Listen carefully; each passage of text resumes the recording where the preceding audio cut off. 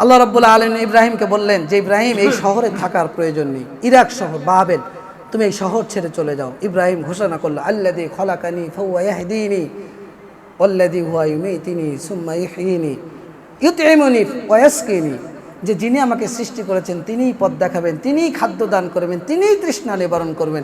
এই বলে চলে গেলেন ফিলিস্তিনে দুর্ভিক্ষ দেখা দিল। চলে গেলেন মিশরে গিয়ে বিপদে পড়লেন, আরাক ফেরাউনের কবলে পড়লেন স্ত্রী, সেখান থেকে আল্লাহ রক্ষা করলেন।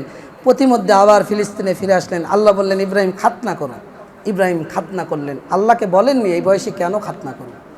আল্লাহকে বললেন রব্বি হাবলি মিনাস সালিহিন, আল্লাহ তুমি আমাকে নেক্সট সন্তান দান করো। আল্লাহ নেক্সট সন্তানের সুসংবাদ দিলেন। নেক্সট সন্তান হলো বাইতুল হারাম, জমজম কূপের পাশে। আল্লাহ বললেন ইব্রাহিম তুমি তোমার কলিজার টুকরা সন্তান স্ত্রীকে মরুভূমির মধ্যে রেখে চলে যাও। ইব্রাহিম আলাইহিস সালাম মাথা নত করে আল্লাহ নির্দেশ পালন করছেন, স্ত্রী সন্তানকে রেখে চলে যাচ্ছেন।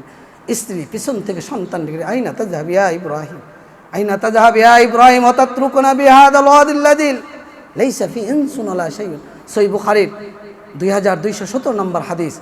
স্ত্রী বারবার আকুতি করছে ইব্রাহিম তুমি কোথায় যাচ্ছ, এমন এক মরুভূমির মধ্যে রেখে যাচ্ছ যেখানে কোনো মানুষ নেই, লোকালয় নেই। আইনা তাযহাব ইয়া ইব্রাহিম, ইব্রাহিম তুমি কোথায় যাচ্ছ। ইব্রাহিম জবাব দেয় না। নির্দেশ দিয়েছেন কে বলেন, নির্দেশ দিয়েছেন কে? ইব্রাহিম যাচ্ছে, স্ত্রী ডাকছে, স্ত্রী বারবার ডেকে যখন ব্যর্থ হলেন, স্ত্রী বললেন যে আল্লাহু আমারাকা হাদা, ইব্রাহিম এটাকে আল্লাহ আদেশ করেছেন তোমাকে? ইব্রাহিম নাম, যে এটা আল্লাহর আদেশ। বলার সঙ্গে সঙ্গে মা হাজেরা বলছেন ইযান লা ইউযাইউনা, যদি আল্লাহর নির্দেশ হয় আল্লাহ আমাদেরকে হেফাজত করবেন, ধ্বংস করবেন না ইনশাআল্লাহ। মা হাজেরাকে রক্ষা করেছিলেন কে? আল্লাহ খাদ্যের ব্যবস্থা করলেন জমজম। ইব্রাহিম চলে গেলেন, যেখান থেকে আর স্ত্রী সন্তানকে দেখা যায় না। বাইতুল্লাহর দিকে মুখ ফিরিয়ে দুই হাত তুলে কেঁদে কেঁদে আল্লাহকে বলছেন রব্বানা ইন্নী আসকানতু মিন যুররিয়াতি বিওয়াদিন গায়রি যি যারইন ইনদা বাইতিকাল মুহাররাম রব্বানা লিয়ুকিমুস সালাহ ফাজআল আফইদাতাম মিনান নাস তাহবি ইলাইহিম ওয়ারযুকহুম মিনাস সামারাত লাআল্লাহুম ইয়াশকুরুন। আল্লাহ আমি আমার কলিজার টুকরা সন্তান স্ত্রীকে এমন এক উপত্যকা, এমন এক মরুভূমিতে রেখে এসেছি। রব্বানা লিয়ুকিমুস সালাহ, আল্লাহ এ কারণেই রেখে এসেছি যাতে করে তোমার সালাত কায়েম করে, সালাত প্রতিষ্ঠা করে। কার আদেশে রেখে এসেছিলেন? প্রশ্ন করেননি। ইব্রাহিম চলে গেলেন। সন্তান ধীরে ধীরে বড় হতে শুরু করলো। সন্তান বড় হলো 11, 12, 13 মুফাসসিরগণ এক একজন এক একটা বলেছেন। ফালাম্মা বালাগা মাউস সায়া, পিতার সাথে চলার মতো বয়স হলো। আল্লাহ আবার আদেশ করলেন যে ইব্রাহিম তুমি তোমার সন্তানকে কুরবানি করো।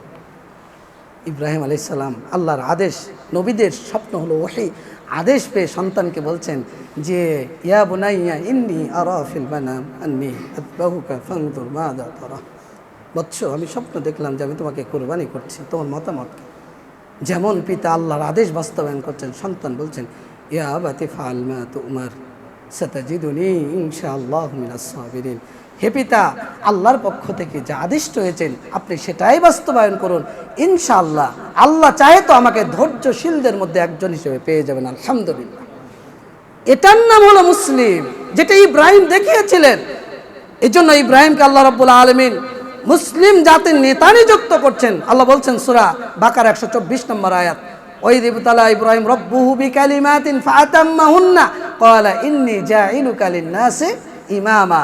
ইব্রাহিম আমি তোমাকে মানুষের জন্য নেতা নিযুক্ত করলাম। আলহামদুলিল্লাহ, আল্লাহ রাব্বুল আলামিন ইব্রাহিমকে আমাদের জন্য অনুসরণীয় এবং অনুকরণীয় আদর্শ হিসেবে ঘোষণা করেছেন, কদ কানাত লাকুম উসওয়াতুন হাসানাহ। অতএব আসুন আমরা ইব্রাহিমের মতো নিজেকে মুসলিম মনে করি, ইব্রাহিমের চেতনাকে নিজের জীবনে বাস্তবায়ন করে ওই রকম অনুগত হয়ে সার্বিক জীবনে আমলটাকে সালেহ করে আল্লাহর সন্তুষ্টির জন্য কাজ করে আখিরাতের জন্য জাদুল মাআদ তৈরি করি। আল্লাহ আমাদেরকে সেটা করার তৌফিক দান করুন, আমিন। সুবহানাকাল্লাহুম্মা রাব্বানা ওয়া বিহামদিকা আশহাদু আল্লা